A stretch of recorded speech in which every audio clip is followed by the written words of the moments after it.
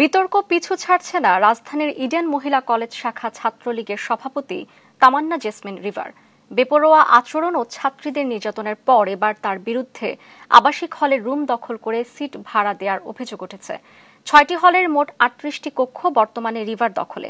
প্রতিটি কক্ষে অর্থের বিনিময়ে কমপক্ষে ৮ জন করে ৩২০ জন ছাত্রীকে রাখছেন রিভা।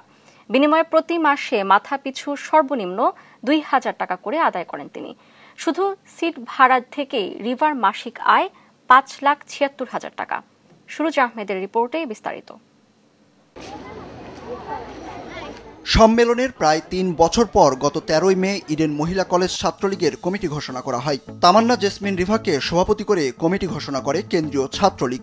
বিতর্কিত নেত্রী রিভাকে সভাপতি করায় ওই দিন রাত ৯টা থেকে ২টা পর্যন্ত চলে পদবঞ্চিতদের বিক্ষোভ। তবে বহাল তবিয়তে রিভা। কেন্দ্রীয় ছাত্রলীগ ও কলেজ প্রশাসনের প্রশ্রয়ে হলের সিট বাণিজ্য করে যাচ্ছেন তিনি। কলেজের সরকারি হলের কক্ষ দখল করে ভাড়া দিচ্ছেন রিভা। ইডেনের ৬টি হলের সিট ভাড়া থেকে তার প্রতি মাসে আয় প্রায় ৬ লাখ টাকা। ৬টি হলের মোট ৩৮টি কক্ষ রিভার দখলে। প্রতিটি কক্ষে অর্থের বিনিময়ে সর্বনিম্ন ৮ জন করে ৩২০ জন ছাত্রীকে রেখেছেন তিনি। এর মধ্যে শহীদ বঙ্গমাতা শেখ ফজিলাতুন্নেসা মুজিব ছাত্রীনিবাসের ২২টি কক্ষ থেকে রিভার মাসিক আয় ৩,৫২,০০০ টাকা। হাসনা বেগম ছাত্রীনিবাসের ৩টি কক্ষ থেকে আয় ৪৮,০০০ টাকা। রাজিয়া বেগম ছাত্রীনিবাসের 4টি কক্ষ থেকে ৬৪,০০০ ও খোদেজা খাতুন ছাত্রীনিবাসের 4টি থেকে ৬৪,০০০ টাকা আয় তার।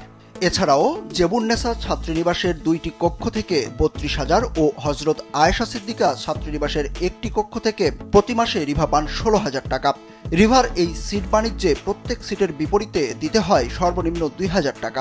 শুধু সিট ভাড়া থেকে রিভার মাসিক আয় ৫,৭৬,০০০ টাকা। তবে এসব ঘটনায় কেন্দ্রীয় ছাত্রলীগ বা ইডেন কলেজের পক্ষ থেকে কোনো ব্যবস্থা নেওয়া হয়নি। বরং ইডেন কর্তৃপক্ষ ঘটনা অস্বীকার করে, যা রিভার অপকর্মে সহায়তা বলে মনে করেন সাধারণ শিক্ষার্থীরা। সিট বাণিজ্যের বিষয়ে অভিযুক্ত নেত্রী রিভার কাছে জানতে চাওয়া হলে তিনি বিষয়টি অস্বীকার করেন।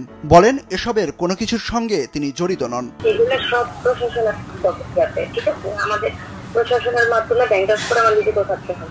আমার নাম পুরো ছাত্রলীগের সাথে সংশ্লিষ্ট কিছু। এ বিষয়ে কেন্দ্রীয় ছাত্রলীগ সভাপতি আল নাহিয়ান খান জয়ের সাথে যোগাযোগের চেষ্টা করে বারবার ফোন করা হলেও তিনি কল ধরেননি। পরে তাকে SMS করা হলে তিনি কোনো উত্তর দেননি। কলেজের অধ্যক্ষ সুপ্রিয়া ভট্টাচার্য সিট বাণিজ্যের বিষয়টি এড়িয়ে যান। বলেন সব লেনদেন হয় ব্যাংক ড্রাফটের মাধ্যমে, সিট দখলের সুযোগ নেই। আমাদের আবাসিক হলগুলোতে যে রুমগুলো আছে, এই রুমগুলোর অ্যালটমেন্ট কিন্তু আমাদের হোস্টেল কর্তৃপক্ষ দেন। অর্থাৎ আমরা বিভাগ থেকে যে চাহিদা পাই সেই চাহিদাটা হোস্টেলে পাঠালে পরে তারপর ওনারা ওইখানে মেয়েদেরকে অ্যালটমেন্ট দেন। তারপর মেয়েরা ব্যাংক ড্রাফটের মাধ্যমে টাকা জমা দিয়ে তারপরে রুমগুলোতে ওঠে। এখানে দখলে থাকার তো কোনো সুযোগ তো নাই, কারণ ব্যাংক ড্রাফট করে মেয়েরা রুমে থাকে, অনুসারী থাকতে পারে। পদ লাভের কয়েক মাস না পেরোতেই অপকর্মে জড়িয়ে পড়েন রিভা। সাধারণ শিক্ষার্থীদের রুমে গিয়ে বেপরোয়া ক্ষমতা দেখানো, রুম দখল নিয়ে টেনে ছিঁড়ে ফেলা, গলায় পা দিয়ে ধরা সহ নানা হুমকির অডিও ফাঁস হয় সামাজিক যোগাযোগ মাধ্যমে। অডিওতে কলেজ অধ্যক্ষের চেয়েও নিজেকে ক্ষমতাধর বলে দাবি করেন রিভা। আমি যদি একটা সিট না দিই 202 থেকে তোদের কোন সিট দিবে?